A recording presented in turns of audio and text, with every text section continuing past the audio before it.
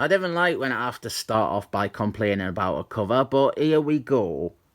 This is Excellent Men Legends 212, cover by David Fincher, the director of Alien 3 or Alien Cubed. Art-wise, it's fine. As a picture, it is okay. But the problems are, this team never existed. We never had a team with Elliot Pride and the Ore together at once. And moreover, the Ore in this costume. And then this team, or this period of Excellent Men, or whatever, even though, as I just said, it never existed, but like in terms of the costumes they're wearing and shit, not in this issue. We instead have a flashback to a team from 1999. Then there is the barcode.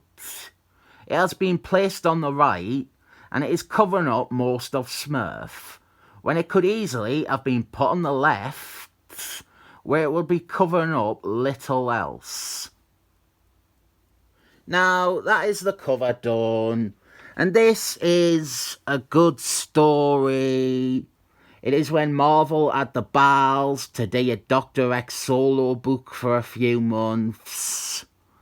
Dr. X, he is travelling the world and trying to reconnect to his past and come to some greater conclusion about himself after a never-ending series of retcons that made him despicable.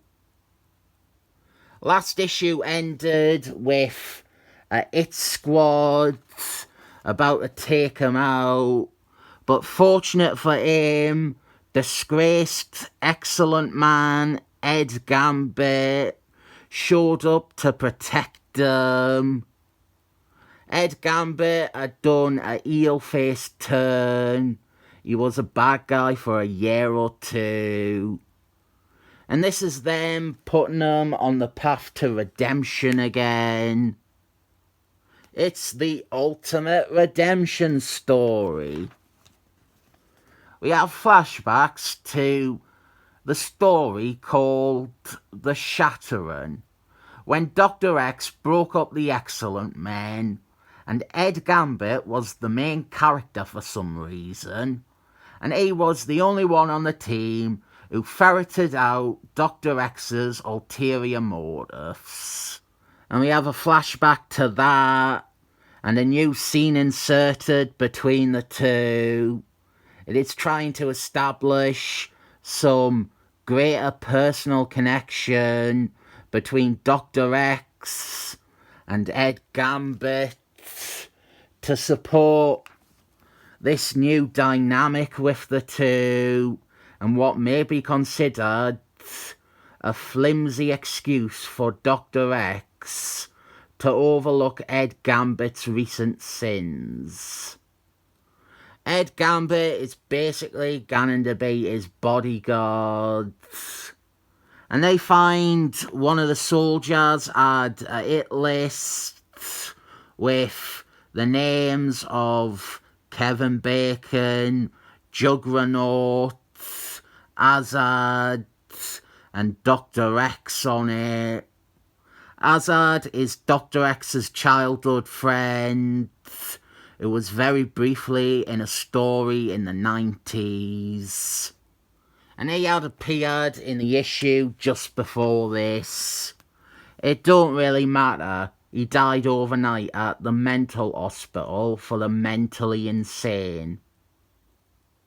Kevin Bacon knows that there is something afoot, and there's also a subplot brewing that never really gets going, with a big power war within the bondage club.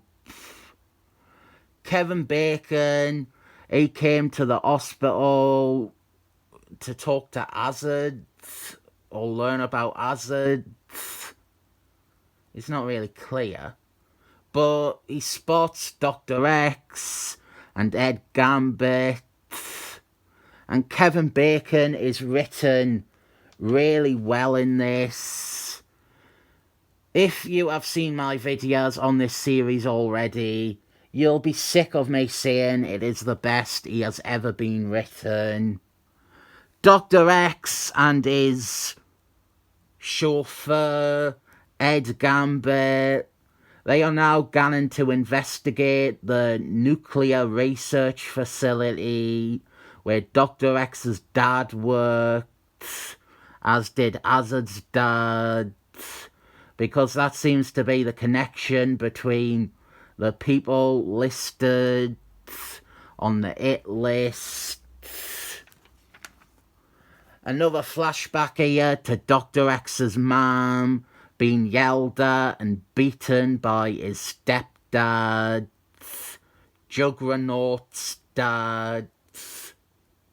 One thing I didn't like about this story, and it is a common problem with this writer, he tends to forget characters or ideas he has set up earlier.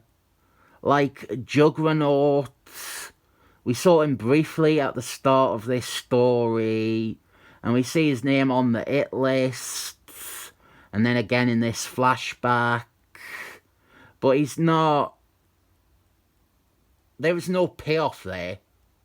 The characters didn't seem interested that Juggernaut is also being targeted. Not that we ever see anything come of that either. But at this point, Juggernaut was also considered on their side. He was an ally. He had been an excellent man for a few years before this. Then he was on new Excalibur.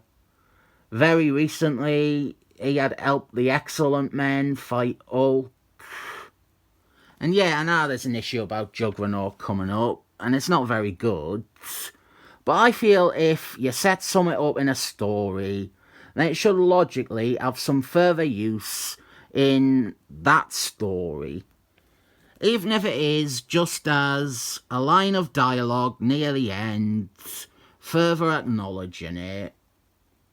Dr. X is being hunted by these hitmen, and Ed Gambit decides the best place to hide out for the night, the best place to sleep, is in the desert. The desert isn't a great place to avoid hitmen. They can just snipe you in a desert. I didn't understand the logic of hiding out in a wide open space where there is nothing else around. The Hitman games would be bloomin' easy if all the levels were just two blokes camping by themselves in a barren landscape.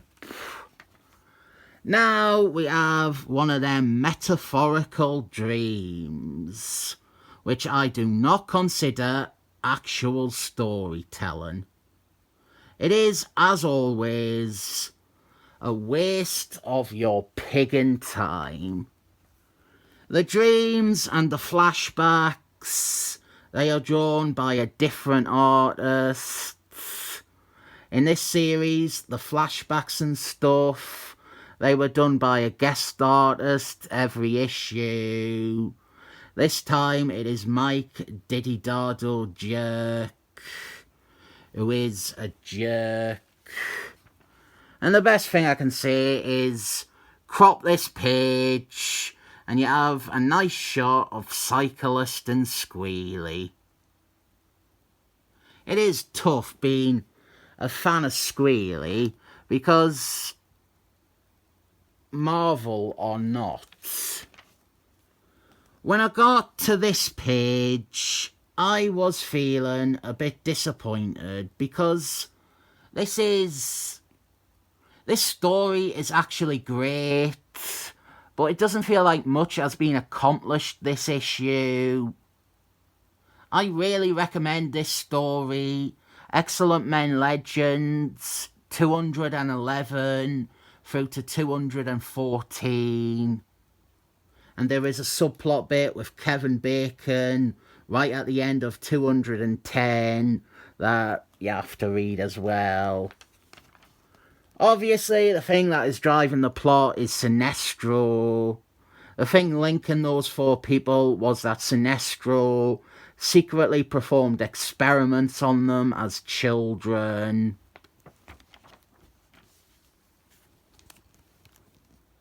Squealy would have been a good one to have as a supporting character in this, actually. But he was already dead by this point. Squealy should be on this cover even. Where is Squealy? Why do Marvel hate Squealy? I bet if Squealy was from some vague part of London, he would never stop appearing in comics. Yeah, if Elliot Pride was Squealy, this cover would at least be a team that did exist in history.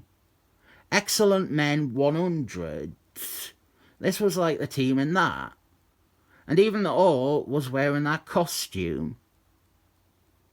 At least Squealy appeared in a dream in this one. So for that, 7 thumbs up.